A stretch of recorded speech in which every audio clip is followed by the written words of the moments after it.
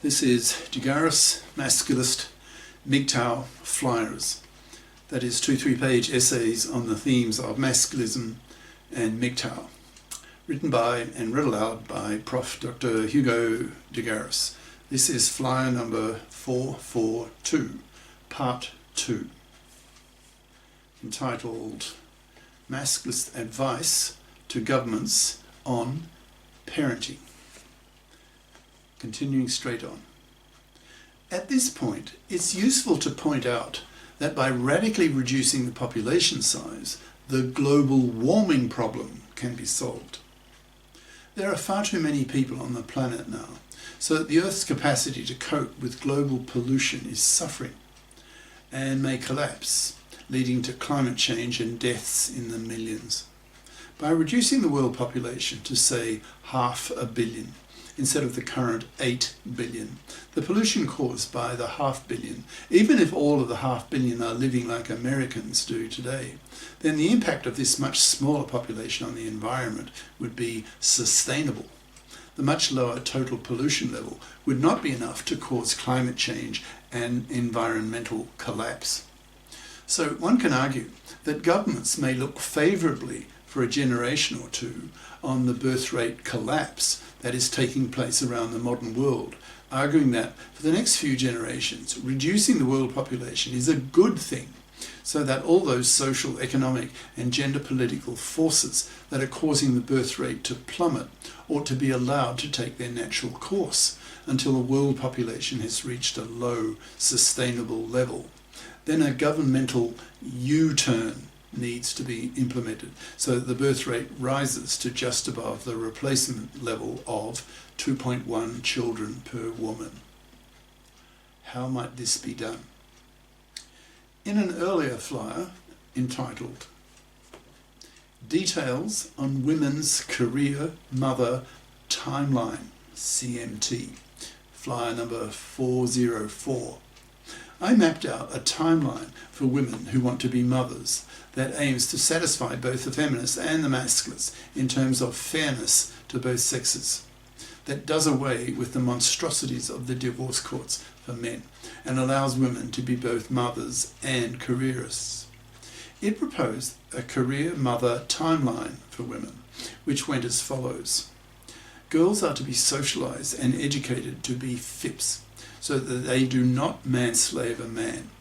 So they get career competent educations at high school and college, subject to powerful moral and social pressure coming from men, masculisted men, who will punish fluffies severely by forcing them to be manless, and hence loveless, sexless, babyless, and spat at for being manslaving vermin. So assume young women are nearly all FIPS, who have bothered as much as young men to become career competent. We assume also that governments have decided to make the U-turn so that it is important that the birth rate be over 2.1 children per mother, otherwise we wipe ourselves out. Governments can then propagandize the ideal career mother timeline, CMT, for women, pushing the idea of civic duty for women to have their 2.1 kids each. Otherwise, they are seen as being selfish, parasiting off the wealth of others, with a similar logic holding for men. The CMT for women runs as follows. I'm assuming it applies initially for upper middle class women. Similar timelines can be created for women of other classes. Others can do that. Assume an upper middle class woman has studied a career competent major and graduates with a bachelor degree at 21, then a master's at 23. She then works for, say, 5 years, making her 28. By that time she is married, assuming she and her male partner have decided to have kids, in brackets, assuming the divorce courts have been thoroughly reformed so that they are no longer toxic for divorcing fathers. For example, custody of kids is made joint by default. Alimony no longer exists. There's no splitting of wealth or stuff, etc. Close brackets. She has her first kid at 29, roughly. Then her second kid 2 years later, at 31. 4 years later, after having stayed at home for 6 years, raising her 2 kids, her second kid is off to kindergarten, so she's now 35. Note that both children are born well within her fertility window.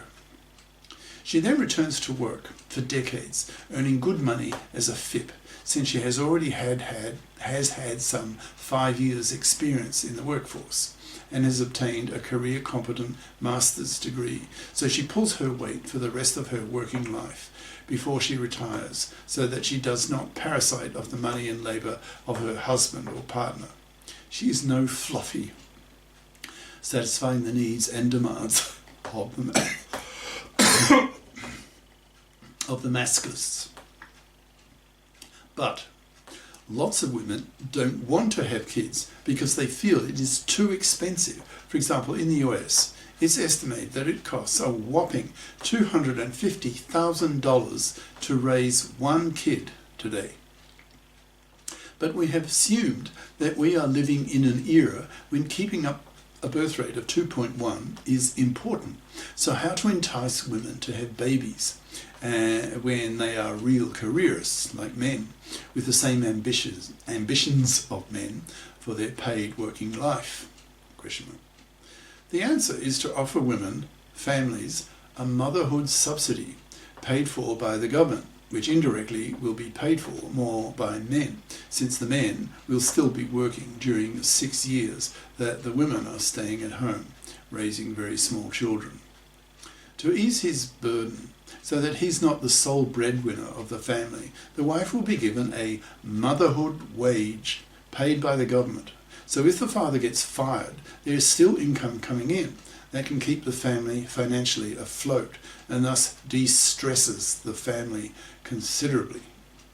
But what if the woman decides that she can earn much more than the government motherhood wage, so rejects motherhood? If large numbers of women decide to reject motherhood, then the population will continue to fall, and eventually we will wipe ourselves out. So what can governments do? One option is to increase the level of the motherhood wage so that enough women do decide to be mothers. Should this wage be proportional to the wage of the husband? I think not, since raising children is a rather unskilled job that nearly any woman can do. So if the motherhood wage is the same for all women, which would only be fair, in brackets, an equal wage for equal work, then the upper middle class mothers will be able to earn a lot more than the motherhood wage, so still be tempted to reject maternity. The government can keep raising the motherhood wage until the number of children born is adequate. There are also other ideas on how to keep the birth rate at replacement rate, and that is to have government-run baby farms, where professional baby factory mothers churn out kids who are raised in government baby farms, which consist of a community of baby farmer mothers who share the raising of the kids, with each child having in practice several mothers, and volunteer fathers, that is, men who volunteer their time or all be paid by the government to serve as role models to young boys and to teach young girls how males behave, etc. Experience shows that raising children by single mothers is a disaster, with the children suffering elevated rates of criminality, alcoholism, depression, drug addiction, etc. So it's important that the children be given role models of both sexes. The money to pay for these baby farms and the salaries of the baby farmer mothers, and in brackets, and baby farmer fathers, comes out of taxes, mostly from men, since men need to have a stake in the production of the next generation, as well as women. Increasingly, the UBI, that's Universal Basic Income, will be distributed, as the human threshold IQ needed to be employable will keep rising as the robots become increasingly intelligent, closing the IQ gap between human-level intelligence and machine-level intelligence. With widespread use of the UBI, both sexes will have more time to devote to child raising, especially in the baby farms. One way or another, that is, either with individual couples in nuclear families and/or with baby farms, governments should be able to keep the birth rate at replacement rate of 2.1 to avoid us wiping ourselves out due to us failing to reproduce sufficiently. Governments can propagandize, pushing slogans such as do your civic duty, that is, have your 2.1 kids, so that you have grown your share of the next generation. This propaganda can be very strong. For example, quote, if you don't do your civic duty, you are contributing to the wiping out of our whole culture, our whole population, end quote. Or mate or die, quote, babies are our future, etc. When whole governments push hard a particular ideological line, they can be very persuasive. It's likely that such government propaganda will be necessary after the population has reduced to about 500 million and the U-turn in population decline is needed to remove the risk of extinction. Cheers. Prof. Dr. Hugo de Garis. Email profhugodegaris@yahoo.com. Website profhugodegaris.wordpress.com. Author of the book Masculism, Men's Rebellion Against Being Man's Slaves to Women, an e-textbook of 440 plus masculist flyers for men's studies courses, freely downloadable in Microsoft Word format from my website. Ciao.